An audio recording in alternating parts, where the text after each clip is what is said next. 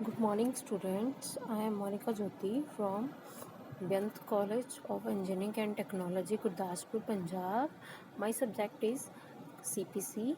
CPC full form is Computer Programming using C or Computer Programming in C. Today's topic is operators in C.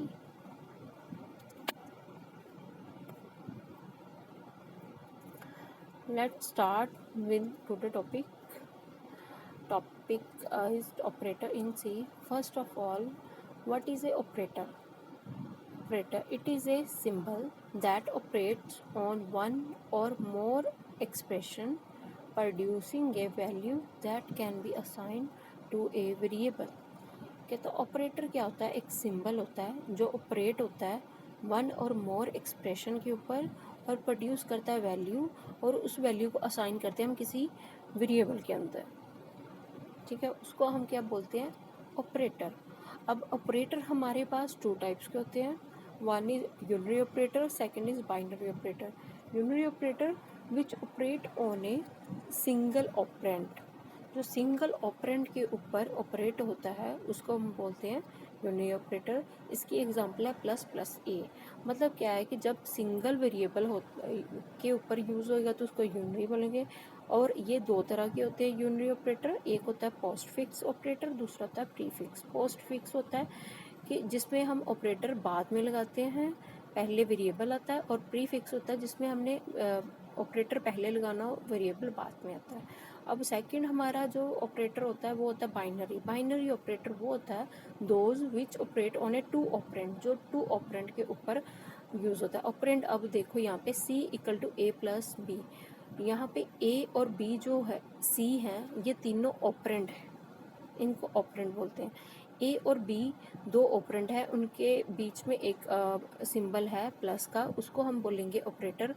ये जो symbol है operator है वो ए और B के ऊपर ऑपरेट होके एक वैल्यू प्रोड्यूस करेगा, और उस वैल्यू को असाइन हो, किसको असाइन होगी? सी वेरिएबल को।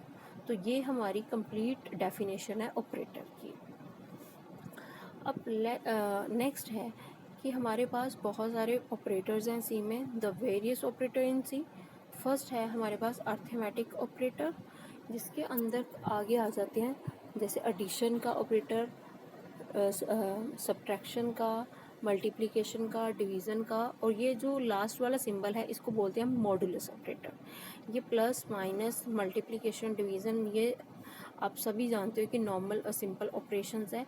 जो मॉडुलस ऑपरेटर है ये क्या है? ये होता है रिमाइंडर फाइंड करने के लिए। जैसे हमने 4 मॉडुलस 2 लिखा, अगर इक्वल टू 0 है तो इसका मतलब इक्वल टू 0 आता है कि रिमाइंडर कोई आता नहीं है। अगर 5 मॉडुलस 2 लिखेंगे तो उसका रिमाइंडर 1 आएगा, तो आंसर क्या होगा? 1।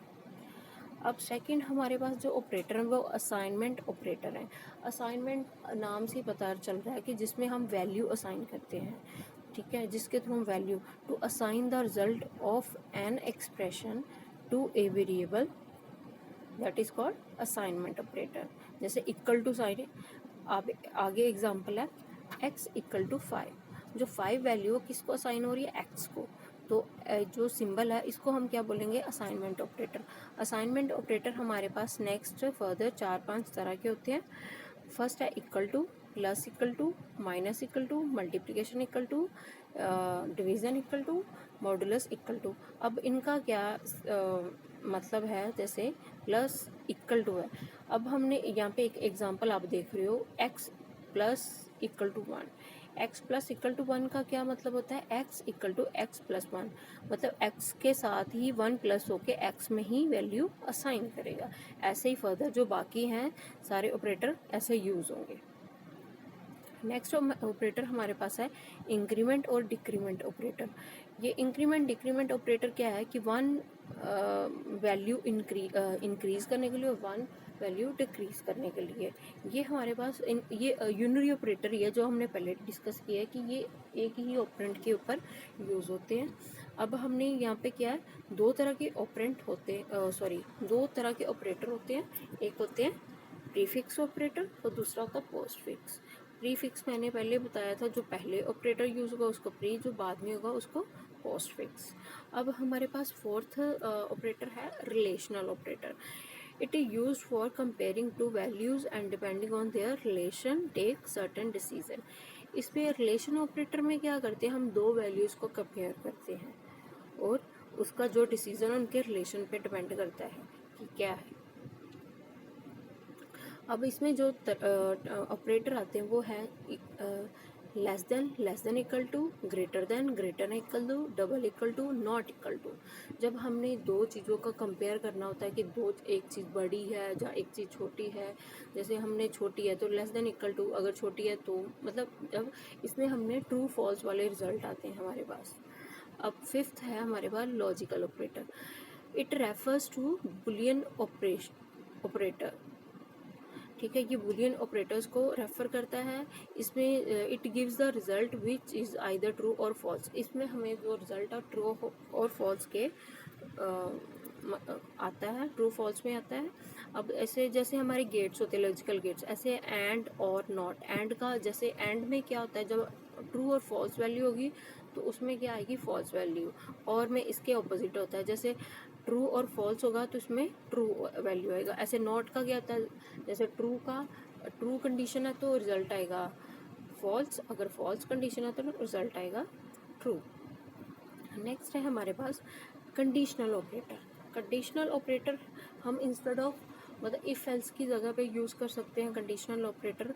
कि इसमें क्या होता है, expression 1 question mark, expression 2 colon, expression 3. अब जैसे एक्सप्रेशन 1 पे क्या है, हमने दो चीज़ों का कंपेयर करना है, x equal to y, sorry x greater than y. अगर एक्स ग्रेटर है तो एक्सप्रेशन 2 में एक्स प्रिंट हो जाएगा, अगर नहीं है तो एक्सप्रेशन 3 में वाई प्रिंट हो जाएगा. ये हम इफ एल्स की जगह पे यूज़ कर सकते हैं कंडीशनल ऑपरेटर. अब हम हमारे पास है next special operator. Special operator में हमारे पास दो ऑपरेटर आते हैं. एक होता है साइज ऑफ ऑपरेटर, एक होता है comma operator. Comma operator you know कि हम सेपरेशन के लिए यूज़ करते हैं. और साइज ऑपरेटर क्या, साइज ऑफ ऑपरेटर में हम क्या करते हैं, किसी भी वेरिएबल का, किसी भी डेटा टाइप का साइज पता करने के लिए. इसको हम कैसे लिखेंगे, जैसे साइज ऑफ ब्रैकेट स्टार्ट, जिस वेरिएबल का साइज फाइंड करना उसको ब्रैकेट के अंदर लिख दो. ठीक है. अब नेक्स्ट लास्ट वन है हमारा बिट वाइज ऑपरेटर. जो बिट वाइज ऑपरेटर है, it manipulate the data at the bit level. ये बिट लेवल कोई भी जैसे डिजिट कोई भी नंबर है उसको बिट लेवल के पर मैनिपुलेट करता है. इसके आगे इसके अंदर हमारे पास बिट वाइज एंड ऑपरेटर आ जाता है, बिट वाइज और आता है, बिट वाइज एक्सक्लूसिव और आता है, शिफ्ट लेफ्ट, शिफ्ट राइट. ये बिट्स पे काम करता है, बिट्स को मैनिपुलेट करता है. नेक्स्ट कुछ टर्म्स हैं जो अभी हमने डिस्कस करनी है इस चैप्टर में कि वेरिएबल्स क्या होते हैं. ये हमारे कुछ टर्म्स थी जो पहले प्रीवियस लेक्चर में रह गई थी. तो फर्स्ट है हमारे पास कि वेरिएबल्स क्या होता है. Variable is an entity which may vary during the program execution. ठीक है, ये वेरिएबल वो चीज़ होती है जो during the program execution change हो सकती है.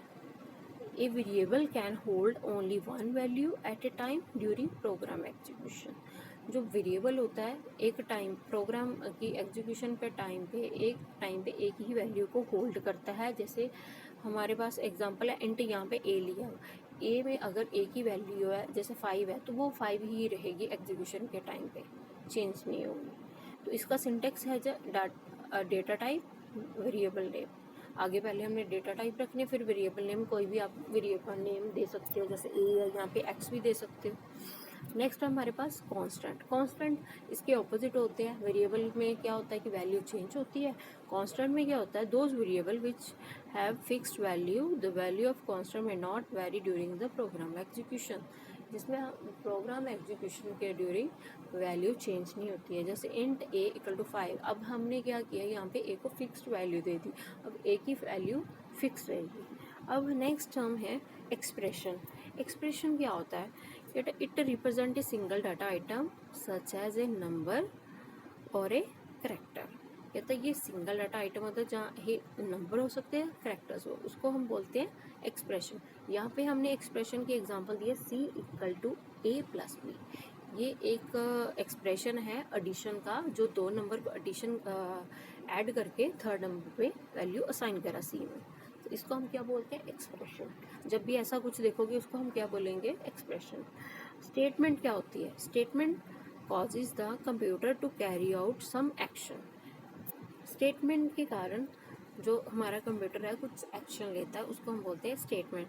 स्टेटमेंट हमारे पास 3 तरह की होती हैं, expression statement, compound statement and control statement. Expression statement जो अभी हमने डिस्कस की है, c equal to a plus b. और कंपाउंड स्टेटमेंट क्या होती है, number of statement enclosed within braces. जो भी हमने जैसे पहले प्रीवियस लेक्चर में क्या डिस्कस किया था, प्रोग्राम स्ट्रक्चर, जिसमें हम क्या करते थे, फंक्शन बॉडी के अंदर बहुत सारी स्टेटमेंट्स होती है, तो उसको हम क्या बोलते थे, कंपाउंड स्टेटमेंट्स। कंट्रोल स्टेटमेंट अभी हमने बाद में हमने स्टडी करना है, अभी हमने इसके बारे में कुछ स्टडी नहीं किया। इसमें कंट्रोल स्टेटमेंट हमारे पास काफ़ी सारी होती हैं, while, for, if else etcetera, ये हमने बाद में डिस्कस करेंगे नेक्स्ट लेक्चर्स में। तो स्टूडेंट आज के लिए इतना टॉपिक था, नेक्स्ट लेक्चर में हम नेक्स्ट चैप्टर करेंगे। Thank you.